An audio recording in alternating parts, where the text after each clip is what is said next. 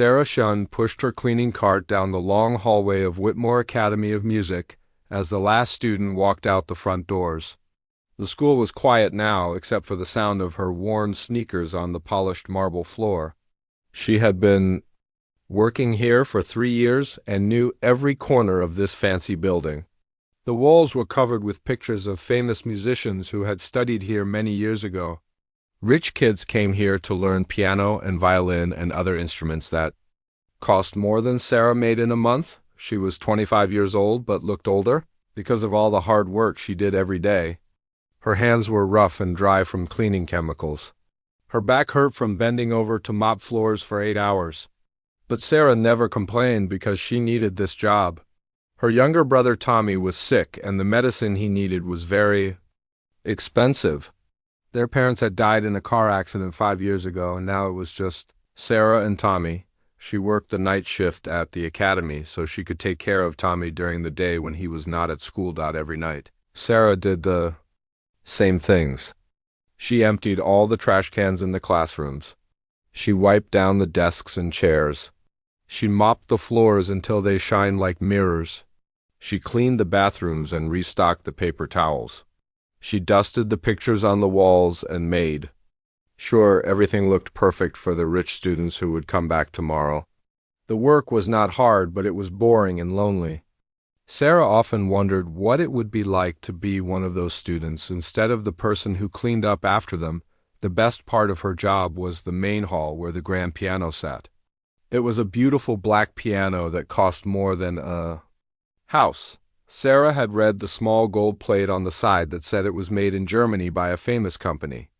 The piano was so shiny that Sarah could see her reflection in it when she dusted it every night. She always saved this room for last because she loved being near the piano. Sarah had always loved music, but her family never had money for lessons. When she was little, she would watch music videos on television and try to copy what the pianists did with their hands. She dreamed of playing beautiful songs but never had a real piano to practice on. The only piano she had ever touched was an old broken one at her school that was missing half the keys. About 6 months ago, Sarah discovered something wonderful. The students often left their phones and tablets in the practice rooms. While she was cleaning, she saw videos playing that showed people how to play piano. She watched these videos while she worked and started to learn about music. She learned the names of the notes and where they were on the piano. She learned about scales and chords and how to read music. She watched hundreds of videos during her cleaning shifts. One night Sarah could not help herself. She looked around to make sure no one was in the building. Then she sat down at the bench in front of the grand piano. Her heart was beating fast as she lifted the cover that protected the keys. The keys were white and black and looked perfect. She pressed one key very softly and heard a beautiful sound. Then she pressed another key and another. The sounds were so clear and rich that they made her want to cry. From that night on, Sarah started staying later at work. She would finish all her cleaning and then spend time at the piano. She would pull out her old cracked phone and watch piano lessons on YouTube. She would try to copy what the teachers showed in the videos.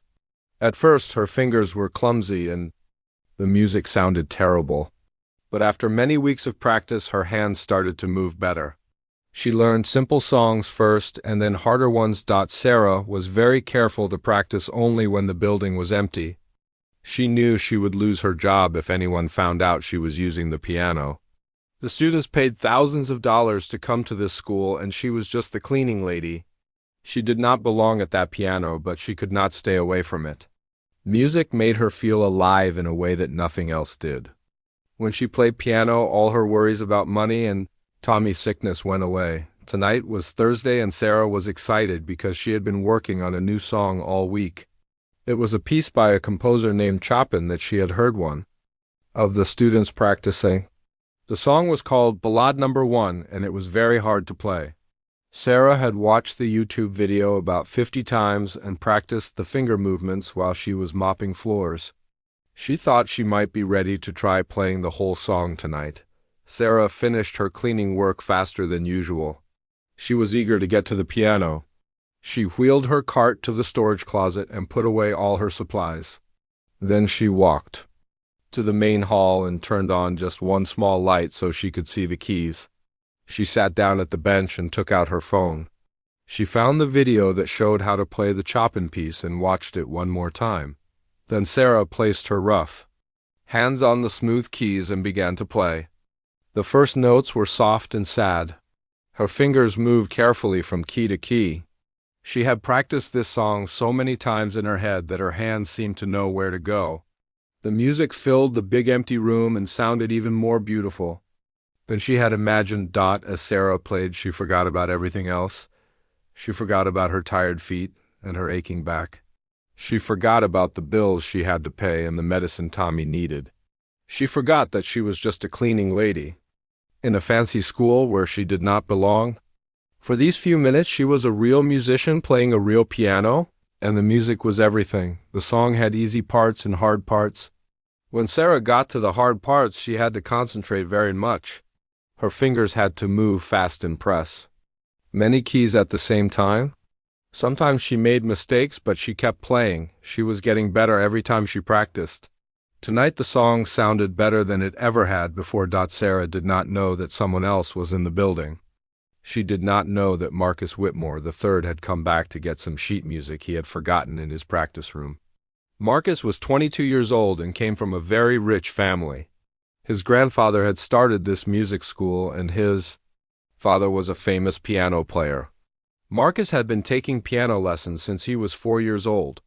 He thought he was the best young pianist in the whole city. Marcus was walking down the hall when he heard piano music coming from the main hall. He stopped and listened. Someone was playing Chopin, and they were not playing it very well. Marcus was angry because students were not supposed to be in the building this late. He walked toward the music to see who was breaking the rules. What he saw when he reached the doorway made him very surprised and then very angry. The person playing his grandfather's expensive piano was not a student at all. It was the cleaning woman. Marcus recognized her even though he had never spoken to her before. He had seen her emptying trash and mopping floors, but he had never thought of her as a real person. Now she was sitting at the piano like she belonged there. Marcus felt his face get hot with anger as he watched Sarah's hands move across the keys of the piano that his family owned. Sarah finished playing the last notes of the Chopin piece and felt happy with how it sounded. She was getting better every week, and tonight felt like her best performance yet. She smiled and was about to start the song again when she heard a slow clapping sound behind her. The clapping was not the kind that meant someone was happy. It was the kind that meant someone was making fun of her. Sarah turned around quickly and saw a young man standing in the doorway. She recognized him right away, even though they had never talked before. It was Marcus Whitmore III. He was tall and had perfect blonde hair and expensive clothes. Sarah had seen him many times walking through the halls like he owned the place. She supposed he did own it since his family had built this school. Her heart started beating very fast and her hands began to shake. Marcus walked into the room with a big smile on his face, but his eyes were cold and mean. He kept clapping his hands slowly as he moved closer to the piano. "Bravo," he said in a voice that was full of fake excitement. "That was quite a performance. I had no idea we hired entertainers along with our cleaning staff." Sarah stood up from the piano bench so fast that it almost fell over. Her face felt hot and red with embarrassment. She wanted to run away, but her legs felt like they would not move. She opened her mouth to say something, but no words came out. Marcus kept walking around the piano like he was a cat and she was a mouse he was about to catch. "You know," Marcus said as he ran his finger along the top of the piano, "this piano cost more money than you will make in your entire life. It was made by master craftsmen in Germany and shipped here in a special box.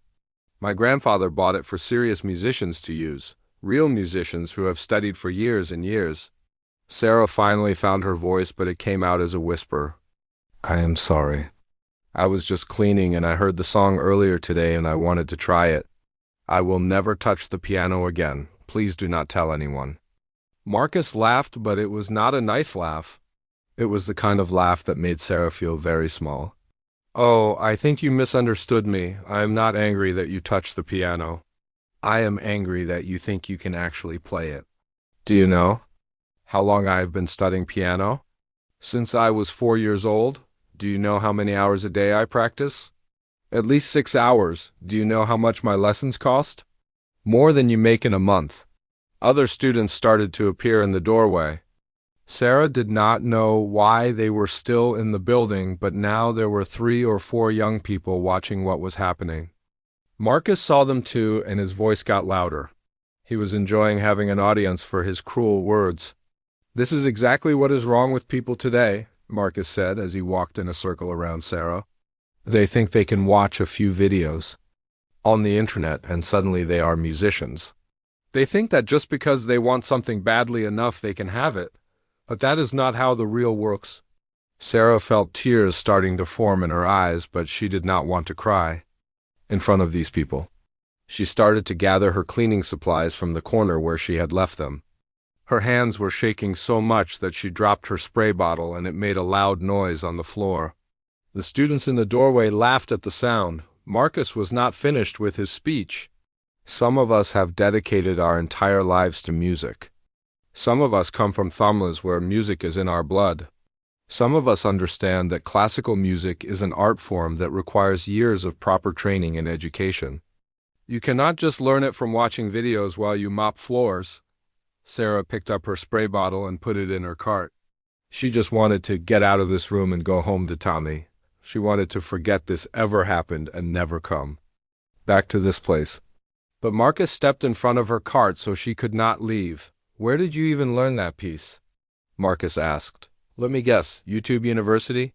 Did you get your degree in piano playing from watching videos on your phone? Do you think that makes you qualified to touch an instrument that belongs in a concert hall?" The other students were laughing now. Sarah could hear them whispering to each other about how funny this whole situation was. One of them said something about how the cleaning lady thought she was a real musician. Another one made a joke about hiring her to play at parties. Sarah tried to push her cart around Marcus, but he moved to block her again. "I am not finished talking to you," he said. "I want to make sure you understand something very important. This academy is for people who belong here. People who have earned the right to be here through talent and hard work and proper training. It is not for people who think they can pretend to be something they are not." "I never said I was a real musician," Sarah said quietly. Her voice was so soft that everyone had to be quiet to hear her. "I just like music. I know I am not good at it. I know I do not belong here. I was just practicing because it makes me happy." Marcus shook his head like Sarah had said something very stupid. "Happy? You think music is about being happy? Music is about excellence. Music is about perfection. Music is about dedicating your entire life to mastering something that most people will never understand. It is not a hobby for people who have nothing better to do while they clean toilets." Sarah felt like Marcus had hit her in the stomach. She had never told anyone about her love for music because she knew people would laugh at her.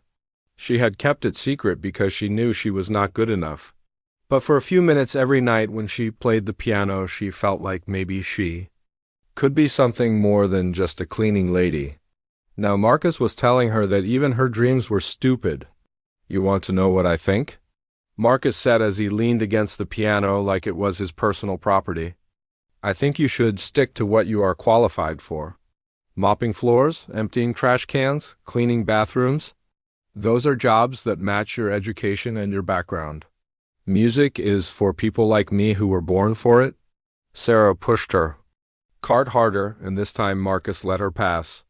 She walked as fast as she could toward the door where the other students were standing. They moved aside to let her through, but she could hear them giggling behind her. As she reached the doorway, Marcus called out one more thing that hurt worse than all the rest. "Next time, maybe you should practice on a toy piano from the children's section of a store. Something more appropriate for your skill level. Something that matches what you can actually afford." Sarah ran down the hallway with her cart bouncing and making noise behind her. She could hear the students laughing and Marcus saying something else, but she did not want to hear any more words. She put her cart in the storage room and grabbed her purse and coat. Then she ran out of the building into the cold night air where no one could see her crying. Sarah did not sleep well that night. Every time she closed her eyes, she could hear Marcus laughing at her and telling her she did not belong at the piano. She could see the faces of the other students as they watched him make fun of her. She felt ashamed and angry and sad all at the same time. When morning came, she looked in the mirror and saw that her eyes were red and puffy from crying. Tommy was eating breakfast when Sarah came into the kitchen. He was only 16 years old, but he was very smart and could always tell when something was wrong with his sister. "You look terrible," he said as he looked up from the cereal. "Did something bad happen at work last night?" Sarah did not want to tell Tommy what had happened because she did not want him to worry about her. He already had enough problems with his sickness, and she did not want to add to them. "I just did not sleep well," she said as she poured herself a cup of coffee. "How are you feeling today? Do you need to take your medicine?" Tommy studied his sister's face and knew she was not telling him the truth, but he did not push her to talk about it. That was one of the things Sarah loved about her brother. He was kind and understanding and never made her feel bad about anything. "I feel okay today," he said, "better than yesterday. Maybe the new medicine is starting to work." Sarah smiled for the first time since last night. Tommy's health was the most important thing in her life, and hearing that he felt better made everything else seem less important. "That is wonderful news," she said as she sat down at the table with him. "Maybe we can go for a walk in the park later if you feel up to it." After Tommy left for school, Sarah tried to clean their small apartment, but she could not stop thinking about what had happened. She kept hearing Marcus's voice telling her that she should stick to cleaning toilets and buying toy pianos. She wondered if maybe he was right. Maybe she was foolish to think she could ever be good at music. Maybe she should just accept that some things were not meant for people like her. But then Sarah remembered how music made her feel. She remembered the joy she felt when her fingers found the right keys and beautiful sounds came from the piano. She remembered how all her worries disappeared when she was playing. She thought about all the nights she had practiced and how much better she had gotten. Marcus might be right that she would never be a professional musician, but that did not mean she had to give up something that brought her happiness. Sarah decided she would go to work that night and do her job, but she would not touch the piano anymore. It was too risky and she could not afford to lose this job. She would find another way to practice music. Maybe she could save money and buy a small keyboard for their apartment. It would not sound as good as the grand piano, but at least no one could tell her she did not belong there. That evening, Sarah arrived at the academy feeling nervous about facing Marcus or any of the other students who had seen what happened. But the building was quiet when she got there, and all the students seemed to have gone home for the day. Sarah started her cleaning work and tried to focus on doing a good job. She emptied trash cans and wiped down desks and mopped floors just like always. When Sarah was cleaning one of the practice rooms, she found Dr. Elizabeth Hartwell sitting at a small piano. Dr. Hartwell was the director of the academy and one of the kindest people Sarah had ever met. She was an older woman with gray hair and gentle eyes who always smiled when she saw Sarah, unlike the students and some of the other teachers. Dr. Hartwell always treated Sarah with respect and kindness. "Good evening, Sarah," Dr. Hartwell said as she looked up from the piano. "How are you doing tonight? You look a little tired." Sarah tried to smile, but she could feel tears starting to form in her eyes again. She had been holding in her emotions all day, and seeing Dr. Hartwell's kind face made it harder to keep them inside. "I am fine," she said, but her voice cracked a little when she spoke. Dr. Hartwell stopped playing and turned to face Sarah completely. She had known Sarah for 3 years and had never seen her look so upset. "Sarah, what is wrong? You can tell me. Maybe I can help." Sarah did not want to cause trouble for anyone, but she also could not lie to Dr. Hartwell. She respected this woman too much to be dishonest with her. "It is nothing really. Just something that happened last night. I do not want to bother you with my problems." "You are not bothering me at all," Dr. Hartwell said in her gentle voice. "I have time to listen if you want to talk about it." Sarah set down her cleaning supplies and told Dr. Hartwell everything that had happened the night before.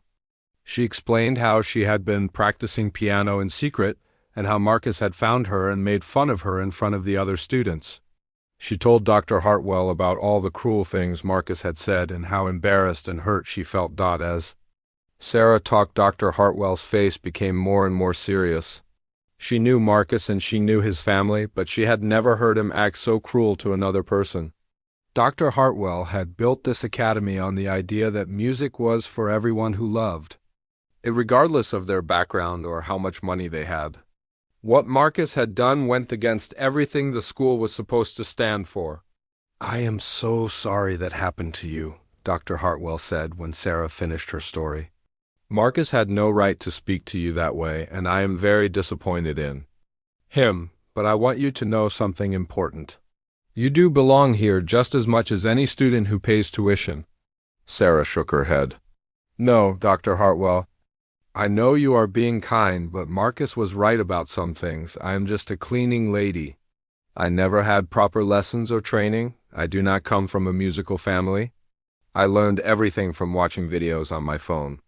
Dr. Hartwell stood up from the piano bench and walked over to Sarah. "Listen to me very carefully," she said. "Music is not about how much money your family has or where you went to school or who your parents are. Music is about passion and dedication and love. If you have those things, then you have everything you need to be a real musician." Sarah wanted to believe Dr. Hartwell, but she still felt hurt and discouraged. "But I am not good enough. I make mistakes when I play. My technique is not perfect like the students here." "Technique can be learned," Dr. Hartwell said, "but passion cannot be taught. I have been teaching music for 40 years, and I can tell you that some of my most talented students had very little passion. They played perfectly, but there was no soul in their music. And some of my most passionate students started with very little technical skill, but they worked hard and became amazing musicians." Dr. Hartwell walked back to the piano and sat down. "I want to tell you about something we do here every year. It is called the Open Recital. Anyone can sign up to perform regardless of their background or training. Students compete for prizes, including scholarships and the chance to perform with the City Symphony Orchestra." Sarah listened, but she did not understand why Dr. Hartwell was telling her this. "That sounds wonderful for the students," she said. "Sarah," Dr. Hartwell said with a smile, "I said anyone can sign up. That includes you. The recital is in 2 weeks, and I think you should enter." Sarah felt her heart start beating faster. The idea of performing in front of all those people terrified her. "I could never do that. I would be too scared." "And what if Marcus is there? What if everyone laughs at me like they did last night?" Dr. Hartwell played a few notes on the piano and then looked back at Sarah. "I will make an announcement tomorrow about the recital.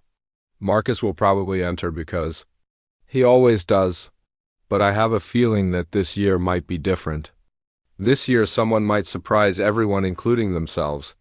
That night, when Sarah got to the main hall with the grand piano, she stood in the doorway for a long time. She wanted to play, but she was afraid that Marcus might come back or that someone else might catch her. Finally, she decided that she could not let fear stop her from doing something she loved. She sat down at the piano and began to play, but this time she played with more feeling than ever before. She played like she had something to prove to herself and to everyone who thought she did not belong there. The next morning, Dr. Hartwell made the announcement about the open recital to all the students during their morning assembly. She explained that anyone could enter, and that the winner would receive a full scholarship to the academy, plus the chance to perform with the City Symphony Orchestra. The students seemed excited about the competition, and many of them started talking about what pieces they would perform. Marcus was sitting in the front row with his usual group of friends. When he heard about the recital, he smiled and whispered something to the student next to him that made them both laugh. Marcus had won this competition 2 years in a row, and he was confident he would win again this year. He had already decided he would play a very difficult piece by Liszt. That would show off his technical skills and prove once again that he was the best pianist at the academy. Sarah was not at the assembly, because she was at home sleeping after her night shift. She did not know that Dr. Hartwell had made the announcement until she arrived at work that evening. When she got to the academy, she found a piece of paper with her name on it taped to her cleaning cart. It was a note from Dr. Hartwell that said, "The recital registration form is on my desk if you decide you want to enter. I believe in you." Sarah walked to Dr. Hartwell's office and found the registration form sitting exactly where the note said it would be. She picked up the paper and read it carefully. There were spaces for her name and the piece she wanted to perform. At the bottom it said that all performers must be ready to play their entire piece from memory without any sheet music. The idea of playing from memory scared Sarah more than anything else. She had always watched the music on her phone while she practiced. She had never tried to memorize an entire piece. But as she looked at the form, she remembered what Dr. Hartwell had said about passion and dedication. If she really wanted to prove that she belonged at that piano, then she would have to do something that even scared her. Sarah knew exactly what piece she wanted to perform. It was Rachmaninoff Piano Concerto No. 2. She had heard one of the advanced students practicing it a few weeks ago, and it was the most beautiful and powerful music she had ever heard. The piece was also one of the hardest things anyone could play on piano. Most students at the academy would not even attempt it until they had been studying for many years. That night, Sarah filled out the registration form and left it on Dr. Hartwell's desk. Then she went to the main hall and sat down at the grand piano. She had 2 weeks to learn the most difficult piece of music she had ever attempted, and she had to do it perfectly from memory. Sarah knew this was probably impossible, but she also knew she had to try. For the next 14 days, Sarah's life became completely focused on practicing piano. She would finish her cleaning work as fast as possible and then spend the rest of her shift at the piano. She found videos of the world's best pianists playing the Rachmaninoff Concerto and watched them over and over until she had memorized every note. She practiced the finger movements while she was mopping floors and cleaning bathrooms. The music was incredibly difficult. There were sections where both hands had to play completely different rhythms at the same time. There were parts where her fingers had to move faster than she had ever played before. There were moments where she had to reach across almost the entire keyboard and play many notes at once. Sarah's hands started to bleed from practicing so much, but she wrapped them in bandages and kept playing. Sarah barely slept during those 2 weeks. She would get home from work at 6 in the morning and try to rest for a few hours before Tommy woke up. But even when she was sleeping, she could hear the music in her dreams. Her fingers would move under the blankets as if she was still playing piano. Tommy noticed that his sister was acting strange, but she told him she was just working extra hours to earn more money. Every night the music got a little bit better. Sarah's fingers started to remember where they needed to go without her having to think about it. The difficult sections became easier as her hands got stronger and faster. But the hardest part was not the technical difficulty. The hardest part was learning to play with emotion and feeling. Sarah knew that technique alone would not be enough to win the competition. Sarah thought about her life while she practiced. She thought about her parents who had died too young and never got to see her grow up. She thought about Tommy and his sickness and how much she loved him. She thought about all the years of cleaning floors and feeling invisible to the people around her. She thought about Marcus and his cruel words and how they had made her feel small and worthless. All of these feelings went into her playing and made the music more powerful than just playing the right notes. Meanwhile, Marcus was also preparing for the recital, but he was not worried about the competition. He practiced his Liszt piece for only an hour each day because he had been playing difficult music his whole life. He spent most of his time telling other students about how he was going to win again, and how none of them were good enough to beat him. Marcus had heard that some people had entered the competition who were not regular students, but he was not concerned about that either. 1 week before the recital, Sarah was practicing late at night when she heard footsteps in the hallway. She stopped playing immediately and listened carefully. Someone was walking toward the main hall, and Sarah was afraid it might be Marcus again. She quickly turned off the light and sat very still in the darkness, hoping whoever it was would not come into the room. The footsteps stopped right outside the door, and Sarah held her breath. Then she heard Dr. Hartwell's voice saying, "Sarah, I know you are in there. You do not have to hide from me." Sarah turned the light back on and saw Dr. Hartwell standing in the doorway. The older woman walked over to the piano and listened as Sarah played a section of the Rachmaninoff piece. When Sarah finished, Dr. Hartwell had tears in her eyes. "That was beautiful," Dr. Hartwell said softly. "I can hear how much you have improved in just 1 week. But more importantly, I can hear your heart in the music. That is something that cannot be taught." Sarah felt embarrassed that Dr. Hartwell had caught her practicing, but also grateful for the kind words. "I'm trying my best, but I do not know if it will be good enough. The other students have been studying music their whole lives." Dr. Hartwell sat down on the bench next to Sarah. "Let me tell you a secret. Some of the greatest musicians in history did not come from wealthy families or prestigious schools.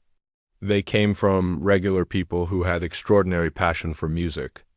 Your playing has something that many of the students here lack. It has soul."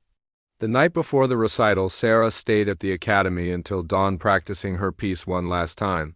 Her hands were sore and her back ached from sitting at the piano for so many hours. But when she played the final notes of the Rachmaninoff concerto, she knew she had done everything she could to prepare. She had memorized every single note, and she had put all of her emotions into the music. Tomorrow she would find out if that was enough to prove that she belonged at that piano just as much as any student who had paid to be there. The day of the open recital arrived, and Sarah felt more nervous than she had ever felt in her entire life. She had barely slept the night before because her mind kept going over every note of the Rachmaninoff piece. She had practiced it so many times that her fingers moved automatically, but she was still worried that she would forget something important. When she was standing in front of all those people, Tommy noticed that his sister was acting very strange that morning. She was pacing around their small apartment, and her hands were shaking when she poured her coffee. "Are you okay?" he asked as he watched her walk back and forth across the kitchen. "You seem really worried about something." Sarah had never told Tommy about the piano or the recital because she did not want him to be disappointed if she failed. But now that the day was here, she felt like she needed to tell someone who cared about her. "Tommy, I have something to tell you. I entered a music competition at the academy where I work. It is tonight and I am very scared." Tommy's eyes got wide with surprise. He had no idea that his sister could play music. "You can play piano? When did you learn how to do that? Why did you never tell me?" Sarah sat down at the table and explained everything to her brother. She told him about practicing in secret at the academy and about Marcus making fun of her and about Dr. Hartwell encouraging her to enter the competition. Tommy listened to the whole story without saying a word. When Sarah finished talking, Tommy reached across the table and took her hand. "I am so proud of you," he said with tears in his eyes. "I had no idea you were doing all of this. You are the bravest person I know, and I know you are going to be amazing tonight." That evening, the main hall at Whitmore Academy was packed with people. Students and teachers and parents and music lovers from the city had all come to hear the performances. Sarah arrived early for her cleaning shift, but she could barely concentrate on her work. She kept looking at the stage where a beautiful grand piano sat under bright lights waiting for the performers. Dr. Hartwell found Sarah in one of the practice rooms an hour before the recital was supposed to start. Sarah was sitting on a chair, with her head in her hands, looking terrified. "How are you feeling?" Dr. Hartwell asked as she sat down next to Sarah. "I think I made a mistake," Sarah said without looking up. "There are so many people out there, and they are all expecting to hear real musicians. What if I forget the music? What if I embarrass myself and embarrass you for encouraging me?" Dr. Hartwell put her hand on Sarah's shoulder. "Listen to me very carefully. You belong on that stage just as much as anyone else who is performing tonight. You have worked harder in the past 2 weeks than some of these students have worked in years. Trust yourself and trust the music." The recital began at 8 o'clock with Dr. Hartwell welcoming everyone and explaining the rules of the competition. There were 12 performers total, and they would each play one piece. A panel of 3 judges would decide the winner based on technical skill and artistic expression. The performers had been randomly assigned their order, and Sarah was scheduled to play last. The first few performances were very good. Students played pieces by Mozart and Beethoven and Chopin with skill and confidence. The audience clapped politely after each performance, and Sarah could see that the competition was going to be very close. Every performer seemed much more experienced and trained than she was. Marcus was scheduled to perform third, and when his name was called, he walked onto the stage like he was a famous concert pianist. He was wearing an expensive black suit, and his blonde hair was perfectly styled. He sat down at the piano and immediately began playing his Liszt piece with incredible speed and precision. His fingers flew across the keys, and he never missed a single note. When Marcus finished playing, the audience erupted in loud applause. He stood up and bowed several times like he was already the winner. As he walked off the stage, he looked directly at Sarah, who was standing in the back of the hall. He smiled at her with the same cruel expression he had worn the night he found her practicing. Sarah knew he was thinking that there was no way she could compete with what he had just done. The rest of the performances continued, and Sarah felt more and more nervous with each one. These students had been training their whole lives, and it showed in every note they played. Sarah started to think that maybe she should leave before her name was called.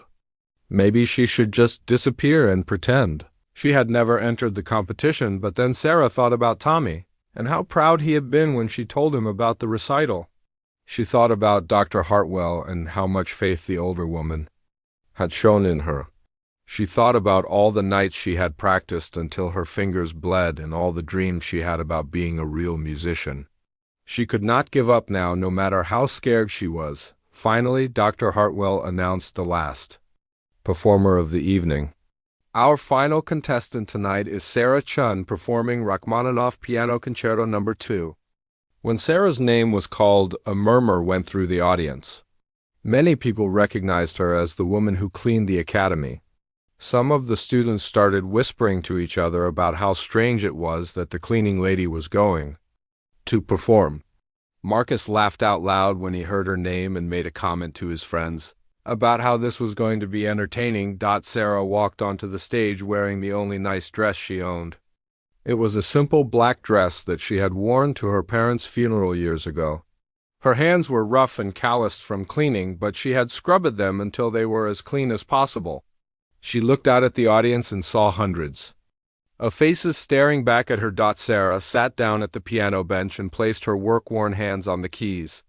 For a moment she felt completely overwhelmed by fear and almost stood up to leave. But then she closed her eyes and remembered why she was there. She was not there to prove anything to Marcus or to the other students. She was there to prove something to herself. Sarah began to play the opening notes of the Rachmaninoff concerto. The first sounds were soft and gentle like a whisper. But as the piece continued, the music grew stronger and more powerful. Sarah forgot about the audience and forgot about her nerves. She became completely focused on the music and let all of her emotions flow through her fingers into the piano. As Sarah played the difficult sections that had taken her weeks to learn, her technique was not perfect like Marcus's had been. But something else was happening that was much more important than perfect technique. The music was filled with real emotion and real-life experience. Every note carried the weight of Sarah's struggles and dreams and hopes. The audience could feel the difference immediately. This was not just someone playing the right notes in the right order. This was someone telling their life story through music. People in the audience started to lean forward in their seats. Some of them had tears in their eyes as they listened to Sarah pour her heart into the performance. When Sarah reached the most difficult part of the concerto, her hands moved across the keys with incredible power and grace. She had practiced this section hundreds of times, and now her fingers knew exactly where to go. The music filled the entire hall with beautiful sound that seemed to touch everyone who heard it. Marcus stopped laughing and started staring at Sarah with his mouth open. He had never heard anyone play with so much feeling and emotion. For the first time in his life, he realized that there was something more important in music than just technical perfection. There was something called soul, and Sarah had it in abundance. When Sarah played the final notes of the concerto, the entire hall fell completely silent. For several seconds no one moved or made any sound. Then Dr. Hartwell stood up and began to clap. Soon the entire audience was on their feet, giving Sarah the longest and loudest standing ovation in the history of the Academy. Sarah stood up from the piano bench with tears streaming down her face. She had done it. She had proven to herself and to everyone else that she belonged at that piano. The applause continued for several minutes, and Sarah could see that even some of the students who had laughed at her were now clapping enthusiastically. When Dr. Hartwell announced that Sarah had won the competition, the audience cheered even louder. Sarah would receive a full scholarship to study at the Academy and the chance to perform with the City Symphony Orchestra. But more important than any prize was the knowledge that she had found her true calling in life. Marcus sat in his chair, unable to move or speak.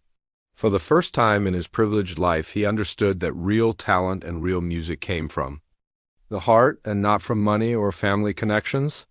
He watched Sarah accept her award and realized that he had learned something more valuable than any piano lesson his expensive teachers had ever given him.